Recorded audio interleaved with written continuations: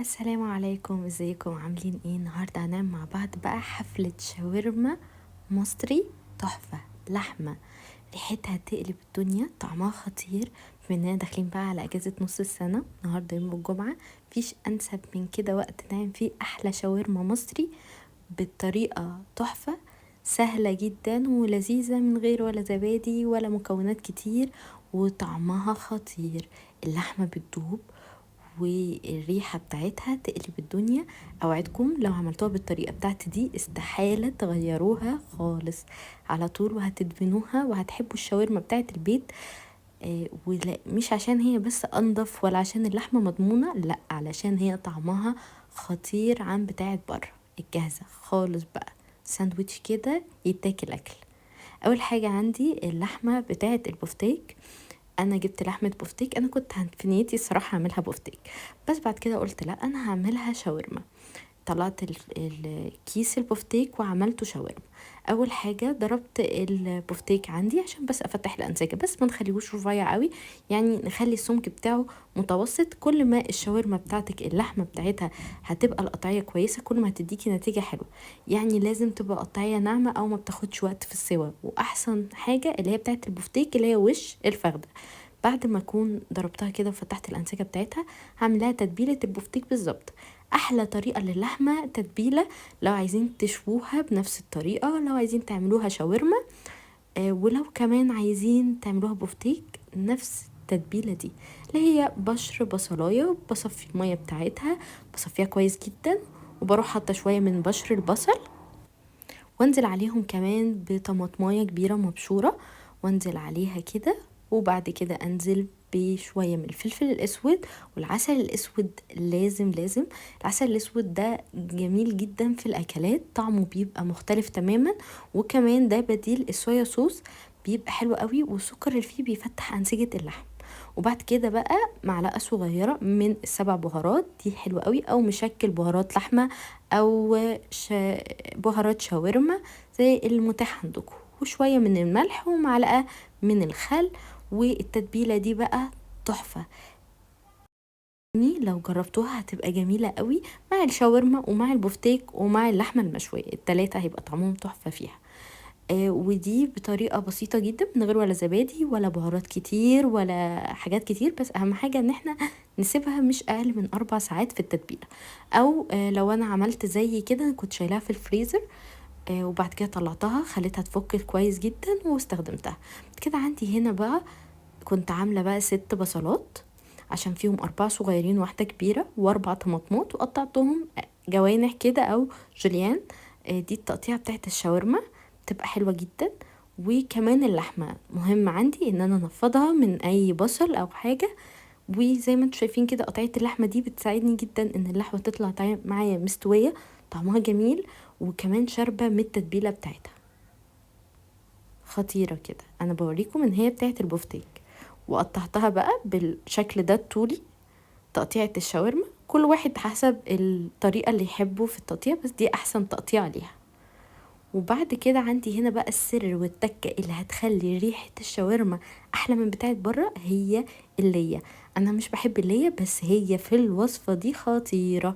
عندي طاسة بقى او صينية زي اللي انا مستخدماها دي، بس يكون سمكها تخين، وهنزل شوية زيت، وهنزل معاه بقى اللية. مش حاجة كتير يعني، حبة صغيرين كده، بس هيفرقوا معاها جدا ويسيحوا كده، ويدوا ريحة كده وهي بتسيح خطيرة.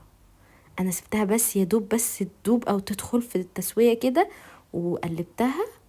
وانا كنت جايباها كمان مفرومة. وممكن نحط حتة سليمة، او ممكن نحط دهون بقري عادي، او نجيب اللحمة معاها دهون، هتبقى حلوة جدا مع الشاورما.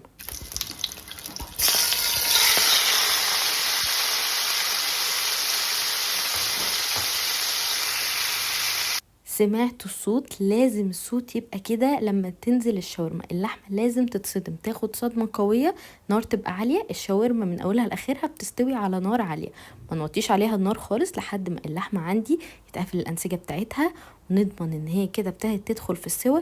الريحة من دلوقتي مش عارفة اوصف لكم قد ايه جميلة جدا جدا جدا. اول ما اللحمة بتاعتي ابتدت تاخد لون نزلت عليها البصل على طول علشان يبتدوا يستووا مع بعض.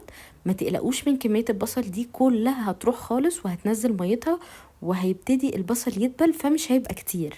ودي بقى من الحاجات الحلوة قوي في الشاورما اللحمة المصري، بتبقى طعمها ميكس كده حلو قوي ما بين البصل وما بين التوابل. وانا بحب التوابل بتاعتها ما بتبقاش كتير، لكن لو عايزين تكتروا التوابل ممكن تحطوا شوية كمان من السبع بهارات وهي بتتحمر.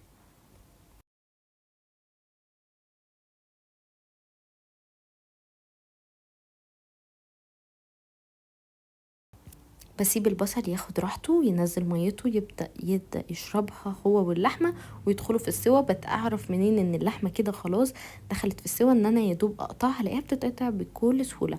واللحمة دي كمان ما بتاخدش وقت خالص في السوا اللي هي بتاعت البفتيك.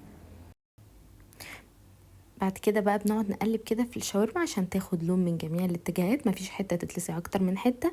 وانا كنت عملت معاكم قبل كده الشاورما اللحمة بطريقة تانية وبتتبيلة تانية في العيش السوري، هسيبها لكم في صندوق الوصف او الكومنت عشان لو عايزين تشوفوها. دي بقى بالزبادي وبطريقة مختلفة وقطعت حتى لحمة مختلفة. الطريقة التانية كمان كانت من غير بصل للي مش بيحب البصل. وبعد كده حطيت بقى رشة ملح وفلفل كده علشان اظبط التتبيلة بتاعتي، لان اللحمة خلاص كده استوت شربت المية بتاعتها كده جاهزة اني انزل عليها الطماطم.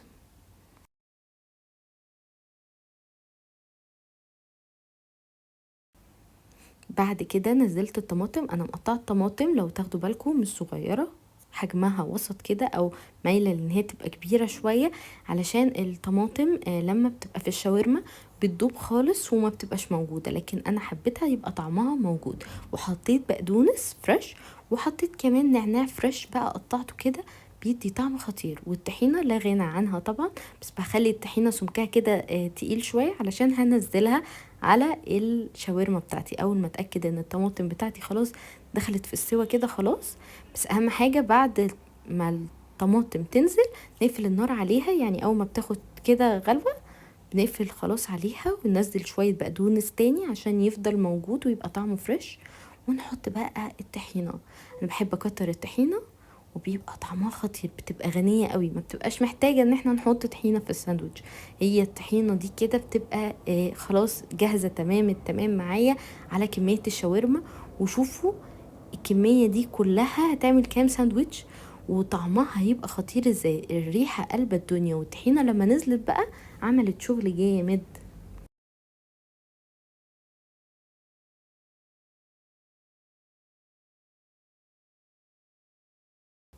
كده الشاورما خلاص بقت جاهزة عندي، قفلت عليها خلاص وهبتدي اجهز الساندوتشات عندي. طبعا الشاورما المصري بتتعمل في عيش كايزر، فيفضل ان هي تتعمل في عيش كايزر. وحطيت شويه طحينه برضه عشان انا بحب الطحينه قوي.